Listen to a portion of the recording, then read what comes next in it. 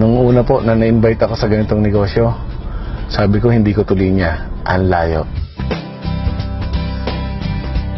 And sabi ko, misis ko na lang ang kailangan. And nagustuhan ng misis ko, sabi ko, sige, tuloy mo na lang, susunduin na lang kita. Ang ginagawa ko, hinahatid sundo ko siya sa mga seminars, sa mga trainings.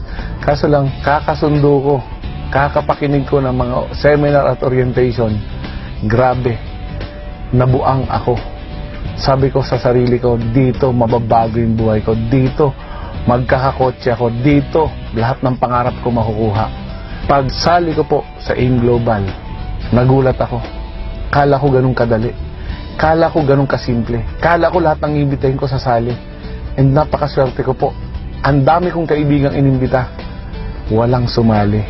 Sabi sa akin, ikaw na lang mauna. Sabi nung upline ko, karma-karma lang yan. Kasi ang tagal ko rin bago sumali. Grabe po. Sa sobra-sobra pong hirap, pagod, sakripisyo.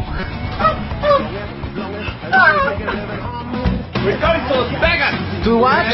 To watch Manny Pacquiao! Siguro po, kung hindi ko ginawang AIM Global, wala rin po ako ngayon. Engineer po ako. Yung tatrabahuhin ko ng 100 taon as engineer, sa 5 taon lang po, binigay na sa akin ng AIM Global. After 5 years, hindi ko po pinangarap. Eto, mainit-init pa, H2 Hammer, na ilan lang po ang meron sa Pilipinas.